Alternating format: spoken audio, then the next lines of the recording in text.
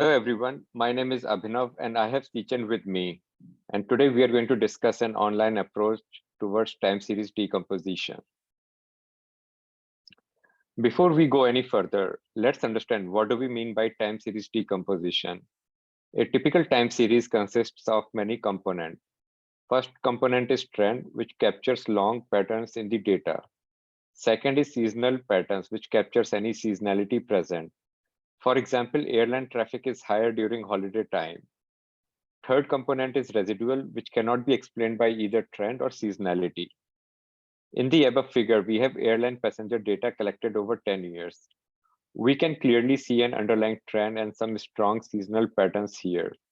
In this work, we plan to address the problem of capturing these components in an online fashion. Time series decomposition is a well-studied problem. STL is the most popular technique devised by Cleveland. Following up work includes robustness and ability to handle multiple seasonalities. Since we already have a bunch of existing algorithm, one major question is why do we need another technique, which happens to be an online algorithm in our case. Splunk monitor hundreds of millions of metrics such as CPU usage, memory latency, etc. The ingestion rate could be every few milliseconds. Hence, we need huge compute to process all these metrics. Time series decomposition is a primitive operator for some of these tasks, which includes anomaly detection, forecasting, trend identification. As we increase the number of metrics we want to track, the resources such as number of nodes and memory required grow linearly. However, if we increase throughput per node, then we can perform more computation and need fewer resources. In general, we want to track as many metrics as possible. Given a strong constraint on cost, we can aggregate data at a lower resolution in order to reduce the data volume. But this has its own problems, such as staleness, slowness, and inaccurate results. In this work, we propose OnlineSTL, which shows 100x improvement in throughput. It allows multiple seasonality. For example, weekly, daily, monthly could all be embedded together. At the same time, it can allow very large seasonal length as well. For example, data arriving every minute would need a seasonal length of roughly 10,000 for weekly seasonality. Now over to Sichan to go into the details of the algorithm. Hey folks, my name is Sichan, and I will be presenting some more specifics of the algorithm and our experimental results. So at its core, we want to decompose the time series into its trend, its seasonal components, and the residual.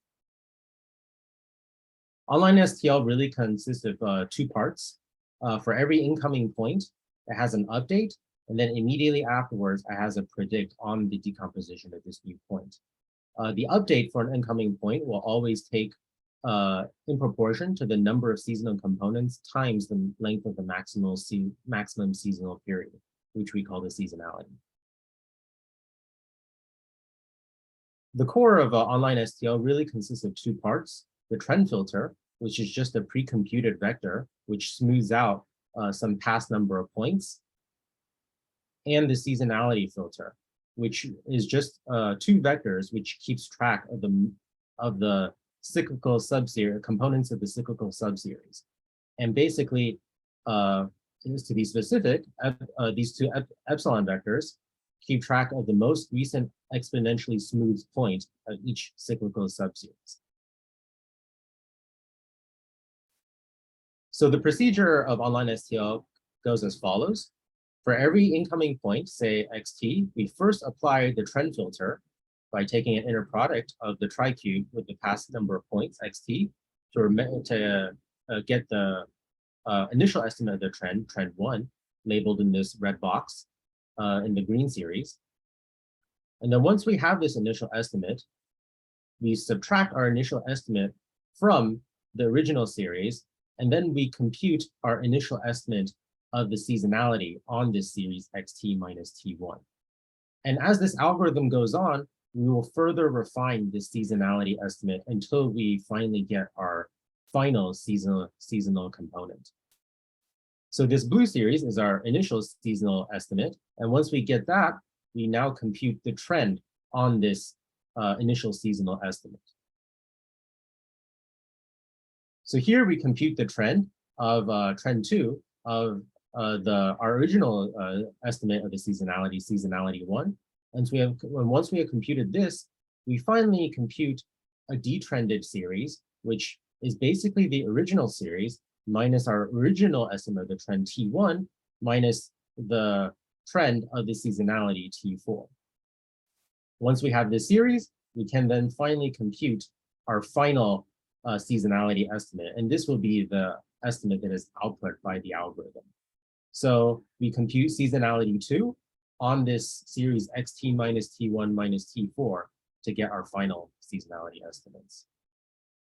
Finally, to get our trend, all we do is we subtract our final seasonal estimates from our original series, and then we finally apply the trend filter once more on this series xt minus epsilon rho t. And once we have our final trend, to compute the residual, all we need to do is a simple subtraction of our original series with our final extractor trend with our final extracted seasonality epsilon rho t. The detailed pseudocode will be given in the paper for full reproduction. For our experiments, we conducted throughput and accuracy results on a suite of algorithms listed here.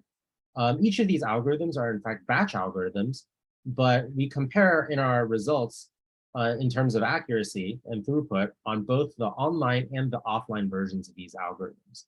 For any offline algorithm, we can easily convert that offline algorithm to an online one by having the offline algorithm train on some past window of points, predicting on the very next point, and then for a new point that comes in, do the same thing by training in the past window of points and then predicting immediately on the next point.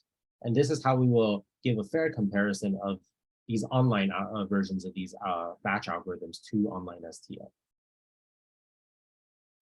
For throughput, the evaluation metrics we will use are basically the number of events, data points that each of these algorithms can process per second.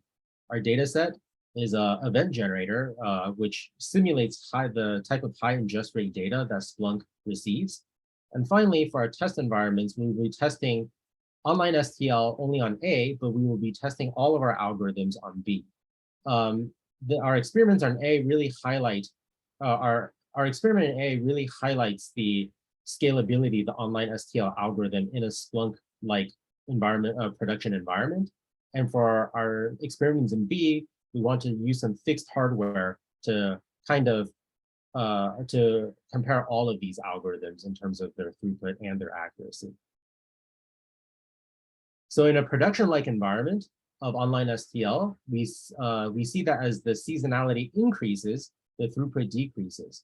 But this is to be expected because our update speed is really proportional to the seasonality period. So we see that for a smaller seasonality like 10, we get very high throughput like 85K, or across all of our CPUs is 10.1 million events per second. And as we increase the seasonality to 10,000, we'll get throughput around 3.6K, but total events of approximately 440,000 points over 100,000 time series. Now to measure the performance of OnlineSTL versus the other algorithms, we now test all of these algorithms on a single node machine. And we see in this graph that OnlineSTL has almost 100x the throughput performance of the online versions of all of these algorithms. We see that as seasonality increases, one thing to note is that the performance and throughput of these algorithms, aside from OnlineSTL, tends to take a heavy hit. Whereas if the seasonality increases, OnlineSTL only suffers a slight loss in its throughput. For accuracy, we will be comparing our algorithms on really two metrics, but we'll also include the total runtime as well. The first metric we will be using is the MASE, which is a common metric used to determine whether the error of the decomposition is reasonable. And finally, we will also be using trend smoothness, which is simply the standard deviation of the first order difference of the predicted trend. So here you see all of the accuracy results. the MASE, in terms of the MASE and the trend smoothness, we test all of these algorithms across a suite of data sets, which can be found either in UCI repository or popular time series libraries in R and Python. And we test these across 5 of these data sets. So in the rows, you see the data sets that we use. And in each section, we evaluate the MASE, the trend smoothness, and the algorithm runtime respectively. The X and Y, the first component is the performance of the algorithm in the offline case, and the second component is the performance of the algorithm in the online case. So in general, for MASE, OnlineSTL remains very competitive with the other algorithms. There are in total, there are 6 offline algorithms, including OnlineSTL, and same with offline as well. So here you see that OnlineSTL achieves a rank of 2 out of 6 for the bike sharing data set. And for example, in the daily female birth data set, it achieves a rank 3 out of 6.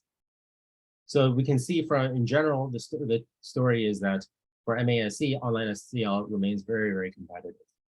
In terms of trend smoothness, we see that for the offline case, OnlineSTL tends to be not as smooth as the other algorithms, but this is to be expected because offline algorithms can smooth over future points as well, in addition to past points.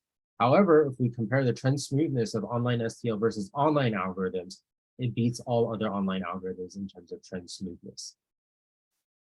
Finally, in algorithm runtime, we emphasize that OnlineSTL is the fastest among all offline and batch algorithms. It is the fastest with respect to all offline versions and online versions of these algorithms by a considerable margin. And thank you for listening to our talk, and we hope you will all enjoy the rest of VLDB 2022. Thank you very much. Thank you.